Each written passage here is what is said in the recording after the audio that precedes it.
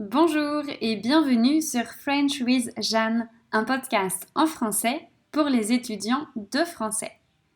Cette semaine, j'entame une nouvelle série de podcasts. C'est la 8e série. J'ai choisi le thème basé sur le questionnaire que j'avais fait circuler au début de l'année. Dans ce questionnaire, j'avais demandé aux étudiants quel sujet ils aimeraient que j'aborde. Plusieurs personnes ont dit qu'elles aimeraient en savoir plus sur la culture française et sur la vie quotidienne en France. J'ai donc choisi de vous présenter les célébrations françaises dans l'ordre chronologique. Je pense qu'elles font bien le lien entre la culture française et le quotidien des Français. Aujourd'hui, je vais vous parler des 4 premières célébrations de l'année, celles de janvier et février. N'oubliez pas que vous pouvez accéder au texte des épisodes gratuitement. Le lien est dans la description et sur mon site, sur la page podcast. Le texte contient des liens vers des pages web et des images. Allons-y. Comme pour beaucoup de pays, la France utilise le calendrier grégorien. Une année française est donc divisée en 12 mois. Et le tout premier jour de l'année, le 1er janvier, représente la première célébration. C'est le Nouvel An. En fait, pour être plus précise, on fête le Nouvel An le soir du 31 décembre. Les gens se retrouvent pour manger, entre amis ou en famille. Certains vont au restaurant, d'autres participent à des soirées organisées, d'autres encore préfèrent se regrouper chez quelqu'un. En tout cas, tout le monde garde un œil sur l'heure pour ne pas rater le décompte. Quand il ne reste plus que 10 secondes avant minuit, les gens prennent leur verre dans leurs mains, se lèvent et comptent ensemble. 10, 9, 8, 7, 6, 5, 4, 3, 2, 1. Et là, tout le monde crie « Bonne année !» Ensuite, c'est un peu le bordel. Tout le monde s'embrasse et se prend dans les bras, car il faut souhaiter la bonne année à chaque personne. Généralement, on souhaite des choses concrètes, comme « Je te souhaite de trouver un nouveau travail » ou « Un bébé avant la fin de l'année ». Parfois, on n'est pas trop sûr de ce que veut la personne. Alors, on peut lui demander « Qu'est-ce que je te souhaite ?» Et la personne peut répondre « De trouver l'amour, de voyager autour du monde, de gagner au loto. » Et puis, à chaque fois, on trinque avec la personne. Selon le nombre de participants, ce moment d'échange de vœux dure plus ou moins longtemps. Quand tout le monde a trinqué avec tout le monde, l'euphorie s'apaise.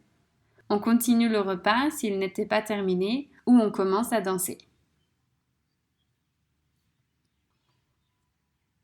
Quand j'étais enfant, mes parents aimaient bien aller à des soirées organisées.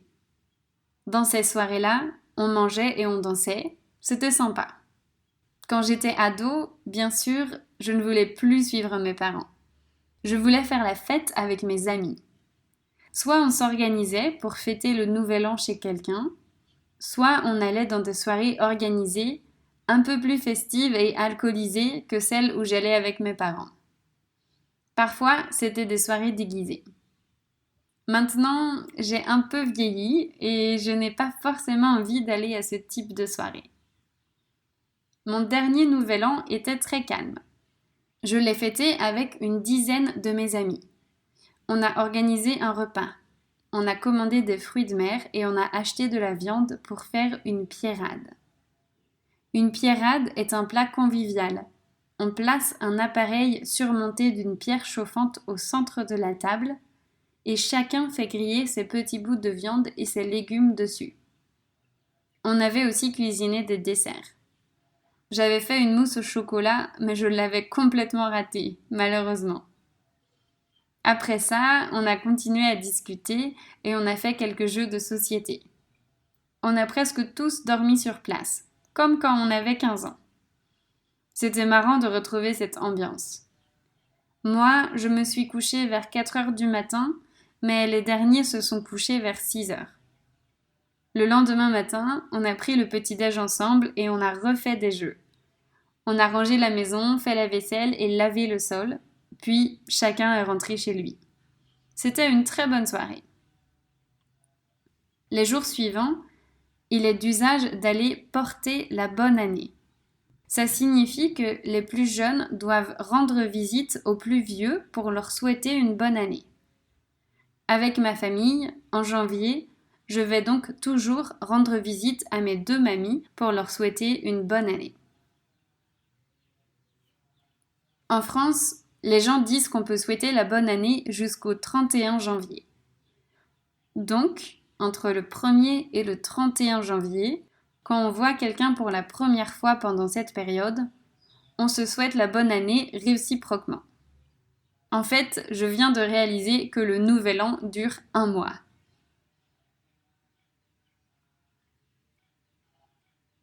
Peu de temps après le nouvel an, le 6 janvier, il y a une autre fête française. C'est l'Épiphanie. Ce n'est pas un jour férié. À l'origine, l'Épiphanie est une fête religieuse. En effet, on dit que la France est un pays de tradition catholique. Aujourd'hui, l'État et la religion sont séparés, mais ça n'a pas toujours été le cas. La séparation de l'État et de l'Église s'est faite en 1905, il y a 115 ans. Malgré ça, beaucoup de célébrations en France sont liées à des événements religieux. Alors, l'Épiphanie est une fête chrétienne qui célèbre l'arrivée du Messie sur la terre. Autrement dit, on fête l'arrivée de Jésus. L'Épiphanie est aussi appelée le jour des rois, car dans la religion chrétienne, 3 rois mages viennent rendre visite à l'enfant afin de lui rendre hommage. De nos jours, en France, cette fête s'accompagne d'une tradition bien particulière qu'on appelle la galette des rois. La galette est un type de gâteau dont il existe plusieurs sortes. Les galettes sablées, les galettes à la frangipane, les galettes faites de brioche, etc. Dans chaque galette, il y a une fève qui est cachée. C'est une petite figurine en porcelaine. Celui qui a la fève devient le roi ou la reine, et il peut ensuite choisir son roi ou sa reine. C'est pourquoi les galettes sont accompagnées d'une couronne en papier. Quand on mange une galette et qu'il y a des enfants, généralement, le plus jeune va sous la table et attribue les parts aux personnes présentes. Comme ça, la distribution est faite au hasard. En réalité, si la fève est visible, les plus grands s'arrangent pour la faire revenir à un enfant, car les enfants sont toujours heureux d'avoir la fève. C'est une tradition conviviale et pleine de surprises. Et surtout, on peut manger autant de galettes qu'on veut. Il n'y a pas de limite. On peut les cuisiner ou les acheter. Toutes les boulangeries en vendent. On peut en manger au petit déjeuner, en dessert ou au goûter. Il n'y a pas de règle pour ça.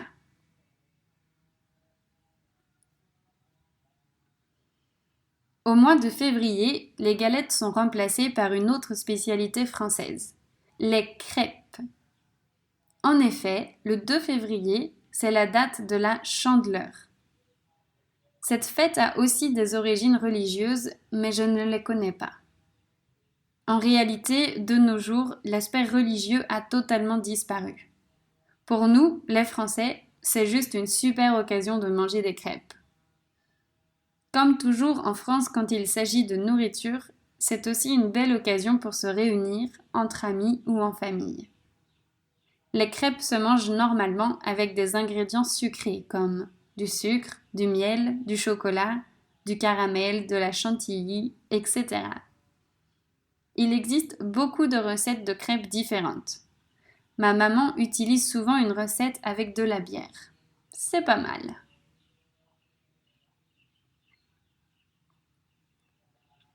Le mois de février est vraiment un mois où on est encouragé à manger des trucs pas sains.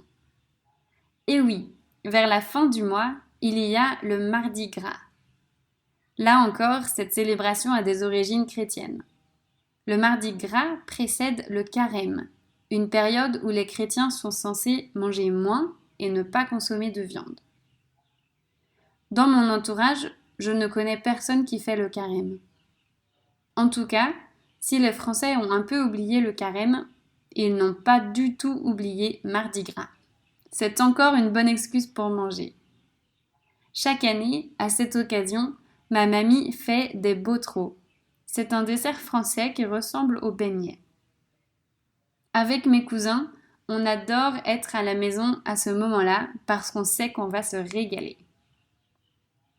Mardi Gras est une fête qui est connue parce qu'elle s'accompagne d'un carnaval. Les grandes villes françaises organisent chacune le leur, ainsi que d'autres villes moyennes. Il y a donc des défilés dans les rues et souvent il y a aussi des fêtes foraines. Je crois que la France n'est pas le seul pays à suivre cette tradition.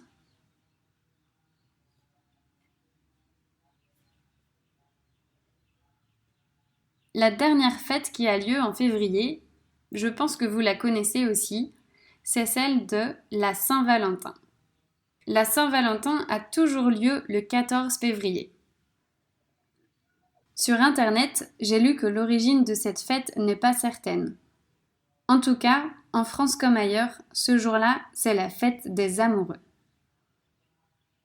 Beaucoup de couples se font donc des cadeaux. Ils invitent leur partenaire au restaurant, ils offrent des fleurs, des chocolats ou un bijou. Pour les gens de ma génération, cette fête est surtout considérée comme une fête commerciale, c'est-à-dire une fête où le prétexte de l'amour est mis en avant pour pousser les gens à consommer. Donc, même si on parle de la Saint-Valentin en France, je ne suis pas sûre si beaucoup de personnes suivent les traditions. Aux Philippines, par contre, la Saint-Valentin est un grand événement. Il y a des publicités et des promos partout. Les restaurants ajoutent du rouge, des cœurs, des fleurs. Les gens achètent des ballons, des peluches, des bouquets. C'est tout un spectacle. J'étais très surprise de voir l'engouement des Philippins pour cette fête, comparé aux Français qui la dédaignent plutôt. Mais bon, je crois qu'en général, les Philippins aiment l'amour. En vivant là-bas, j'ai trouvé que les Philippins étaient généralement plus sentimentaux que les Français. Ils aiment prouver leur amour et le montrer au grand jour. J'ai l'impression qu'ils placent l'amour et le couple au centre de tout. Les Français me semblent plus modérés. Même s'ils ont la réputation d'être romantiques, ils sont beaucoup moins démonstratifs. Ils préfèrent l'idée d'indépendance à celle de fusion sentimentale. Bien sûr, je fais des généralités. Vous pouvez ne pas partager mon avis. Voilà pour les fêtes du début de l'année en France.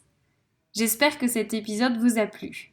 Si oui, partagez-le à vos amis. Merci de votre écoute et à la semaine prochaine.